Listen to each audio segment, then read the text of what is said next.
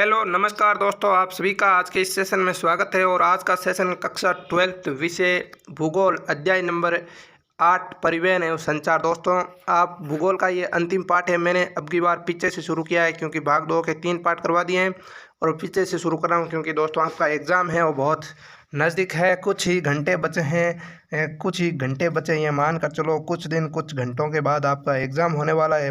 तो उस एग्ज़ाम के अंदर अच्छे नंबर किस प्रकार से आपको लाने हैं, विशेषतः आपसे मेरा ये निवेदन है कि कक्षा 12th का कक्षा 10th का अभी एग्ज़ाम हुआ है इंग्लिश का। तो उसमें दोस्तों 80% सवाल, कितने प्रतिशत दोस्तों, 80% सवाल है वो शेखावटी मिशन से पूछे गए हैं। आप सभी से मेरे यही निवेदन है कि जितना हो सके बार बार अभी शेखावटी मिशन का रिवीजन करना शुरू कर दो, क्योंकि 80% दोस्तों काफ़ी मायना रखता है एग्ज़ाम के अंदर। दोस्तों लगभग मैंने भूगोल का शेखावटी मिशन करवा दिया है। 3 या 4 पार्ट और बचे या 5 पार्ट और बचे हैं, उनको मैं आसानी से करवा दूंगा, चिंता मत कीजिए एग्ज़ाम से पहले। और 80% दोस्तों आए। जितने भी वीडियो मैंने पहले यूट्यूब पर और भी बनाए वह भी आप दोस्तों ज़रूर देखना, आपको बहुत बड़ा फ़ायदा होगा। आप हमारे यूट्यूब चैनल पर नए हो तो चैनल को सब्सक्राइब जरूर करना, और जहाँ तक हो सके अपने मित्रों को इस चैनल से ज़रूर जोड़ना, ये मेरी आपसे ख्वाहिश है। ठीक है, तो चलिए दोस्तों, आज का हमारा पहला प्रश्न है, नॉर्थ वेस्टर्न भारतीय रेल मंडल का मुख्यालय कहाँ है? नॉर्थ वेस्टर्न भारतीय रेल मंडल का मुख्यालय कहाँ है? तो इसका राइट आंसर है जयपुर में। कहाँ है दोस्तों? जयपुर में है। अगला दूसरा प्रश्न है, भारत में वायु परिवहन की शुरुआत किस वर्ष हुए तथा स्थान से हुई? दोस्तों भारत में वायु परिवहन की शुरुआत है वो किस वर्ष तथा कहाँ से होती है? तो भारत के अंदर 1911 में इलाहाबाद से नैनी के मध्य क्या होती है, वायु परिवहन की शुरुआत होती है। कब होती है? 1911 के अंदर होती है। और कहाँ से? इलाहाबाद से लेकर के नैनी के मध्य है वो वायु परिवहन की शुरुआत होती है। अगला हमारा तीसरा प्रश्न है, भारतीय रेल को कितने रेल मंडलों में बांटा गया है? तो भारतीय रेल को दोस्तों 16 रेल मंडलों के अंदर बांटे गए। कितने? 16 रेल मंडलों के अंदर बांटे गया है। अगला हमारा प्रश्न है दोस्तों चौथा, भारत में रेडियो का प्रसारण किस वर्ष से प्रसारित हुआ? भारत में रेडियो का जो प्रसारण है वो किस वर्ष से प्रसारित हुआ? तो इसका राइट आंसर है 1923 के अंदर है वो भारत में रेडियो का प्रसारण है वो प्रसारित हुआ।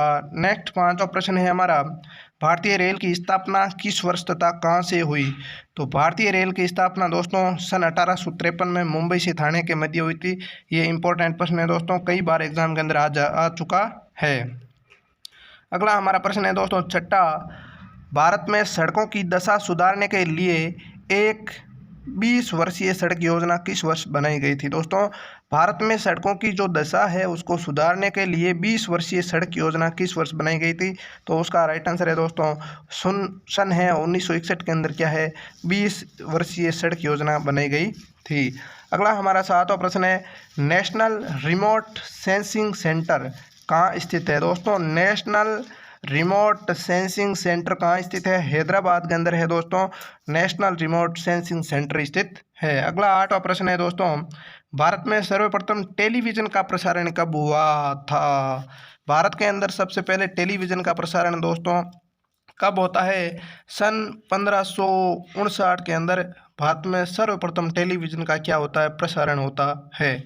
परिवहन के साधन का आरेख बताइए। परिवहन के साधन के आरेख बताने हैं तो दोस्तों परिवहन के साधन इस प्रकार से आपको लिखना है। फिर 3 परिवहन को होता है, जो स्थल पर, जल पर और वायु पर क्या होते हैं, परिवहन होते हैं। स्थल पर सड़क रेल पाइपलाइन हो गया, और जल पर अंतःस्थलीय हो गया, और सागरीय व महासागरीय हो गया। वायु पर राष्ट्रीय और अंतर्राष्ट्रीय हो गया। ये जो आरेख है वो एग्जाम की दृष्टि से दोस्तों इंपॉर्टेंट है, आपको अच्छी तरीके से इसको याद करके जरूर जाए। अगला हमारा प्रश्न है दोस्तों 10वां, वेरी इंपॉर्टेंट प्रश्न है दोस्तों, वेरी इंपॉर्टेंट प्रश्न है, जिसका नाम है स्वर्णिम चतुर्भुज परियोजना पर टिप्पणी लिखिए। इंपॉर्टेंट प्रश्न है दोस्तों, प्रश्न पूछा जा सकता है। इसका राइट आंसर है दोस्तों, इस परियोजना में 5846 किलोमीटर लंबी 4/6 लेन वाले उच्च सघनता के यातायात गलियारों शामिल है, जो देश के 4 विशाल महानगर दिल्ली हो गया, मुंबई हो गया, चेन्नई हो गया और कोलकाता को जोड़ता है। 4 विशाल नगर है देश के दोस्तों, दिल्ली, मुंबई, चेन्नई और कोलकाता को जोड़ता है। कौन सा दोस्तों? स्वर्णिम चतुर्भुज परियोजना है, ये इन 4 नगरों को जोड़ती है। स्वर्णिम चतुर्भुज के निर्माण के साथ भारत के इन महानगरों के बीच समय, दूरी तथा यातायात की लागत महत्वपूर्ण रूप से कम होती है। तो ये दोस्तों 10वां प्रश्न इंपॉर्टेंट प्रश्न है। अगला 11वां प्रश्न है दोस्तों, उत्तर दक्षिण तथा पूर्व पश्चिम गलियारा किन किन नगरों से जोड़ता है। दोस्तों उत्तर में श्रीनगर को, दक्षिण के कन्याकुमारी से, पूर्व में सिलचर को, पश्चिम में पोरबंदर से जो है ये गलियारे है, इन नगरों को जोड़ते हैं। कडल क्या है। अगला प्रश्न है 12वां दोस्तों, कडल क्या है।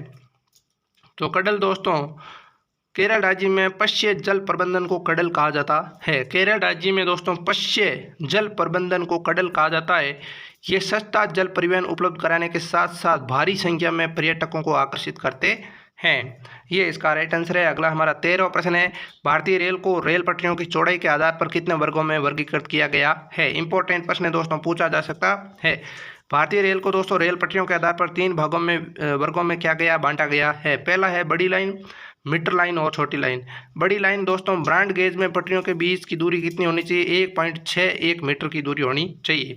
दूसरा है मीटर लाइन, तो इसमें पटरियों के बीच की दूरी 1 मीटर होनी चाहिए, मात्र 1 मीटर होनी चाहिए। अगला प्रश्न है इसके अंदर तीसरा है छोटी लाइन, तो इसमें पटरियों के बीच की दूरी 0.61 मीटर होनी चाहिए। ये दोस्तों भारत में रेल पटरियों की चौड़ाई के आधार पर वर्गीकरण है। काफ़ी अच्छा प्रश्न है, एग्जाम के अंदर पूछा जा सकता है। अगला हमारा प्रश्न है 14वां प्रश्न है दोस्तों, प्रस्तावित भारतमाला योजना का उद्देश्य लिखिए। इंपॉर्टेंट प्रश्न है दोस्तों, वर्तमान में करंट का विषय है प्रस्तावित भारतमाला जो योजना है उसके उद्देश्य क्या है। तो दोस्तों तटवर्ती भागों से लगे हुए राज्यों को सड़कों का विकास करना पहला उद्देश्य है दोस्तों। तटवर्ती भागों से लगे हुए राज्यों को सड़कों का विकास करना। पिछड़े इलाकों, धार्मिक पर्यटन स्थलों को जोड़ने की योजना है। सेतु भारतम परियोजना के अंतर्गत 1500 बड़े पुलों तथा 200 रेल ओवरब्रिज तथा अंडरब्रिज का निर्माण करना। चौथा है लगभग 900 किलोमीटर के नए घोषित किए गए राष्ट्रीय राजमार्गों के विकास के लिए जिला मुखियों की जोड़ना योजना का इसका मुख्य उद्देश्य है। दोस्तों एग्जाम के लिए दोस्तों अति महत्वपूर्ण प्रश्न है, ये प्रश्न आ सकता है दोस्तों, काफ़ी अच्छा प्रश्न है, करंट का प्रश्न है इसका दोस्तों। अभी ये योजना वर्तमान में चल रही है भारतमाला योजना, ठीक है। अगला हमारा 15वां प्रश्न है दोस्तों, भारत में पाइपलाइनों के बीच जो परिवहन के साधन के रूप में लाभ बताइए। दोस्तों पाइपलाइन जो परिवहन होता है उसका क्या क्या लाभ है। पहला है ऊर्जा की खपत कम होती है। दोस्तों पाइपलाइन के अंदर क्या होती है, ऊर्जा की खपत कम होती है। ये सस्ता परिवहन का साधन है, इसके माध्यम से निर्बाध आपूर्ति होती है और अन्य परिवहन के साधनों का दबाव कम करती है। तो ये 4 दोस्तों पाइपलाइन परिवहन के क्या है, लाभ है। अगला हमारा 16वां प्रश्न है दोस्तों कि उपग्रह संचार पर टिप्पणी लिखिए। तो उपग्रह संचार का एक आधुनिकतम साधन है। उपग्रह के उपयोग से एक विस्तृत क्षेत्र का सतत एवं सामाजिक दृश्य प्राप्त होने के कारण उपग्रह संचार आर्थिक एवं सामरिक कारणों से वर्तमान में बहुत महत्वपूर्ण हो गया है और उपग्रह से प्राप्त चित्रों का मौसम में पूर्व अनुमान भी लगाया जा सकता है, ठीक है। पूर्व अनुमान जो प्राकृतिक आपदाओं की निगरानी, सीमा क्षेत्रों की चौकसी के लिए उपयोग किया जा सकता है।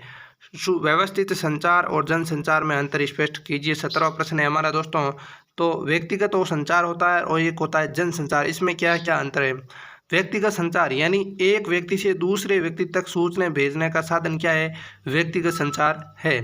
दूसरा है जनसंचार यानी जनसाधारण तक संदेश या सूचनाएं भेजना, उसे क्या कहते हैं, जनसंचार कहते हैं। व्यक्तिगत संचार में टेलीफोन आ गया, तार आ गया, ईमेल आ गया, इंटरनेट आ गया और फैक्स आ गया। इसके अलावा दोस्तों जनसंचार के अंदर आ गया रेडियो, टेलीविज़न, उपग्रह, समाचार पत्र और पुस्तकें, ये जनसंचार के अंदर आ गया है।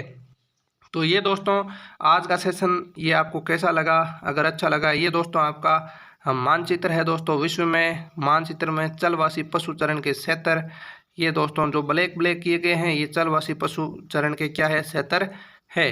उसके बाद दोस्तों विश्व के मानचित्र में वाणिज्यिक पशुधन के ये चित्र दर्शाए गए हैं, ठीक है। जो ब्लैक है ना, ये ब्लैक ये वाणिज्यिक पशुधन पालन के चित्र है। उसके बाद दोस्तों विश्व में जो आदिकालीन निर्वाह क्षेत्र के जो प्रमुख क्षेत्र है ये दर्शाए गए हैं इनमें।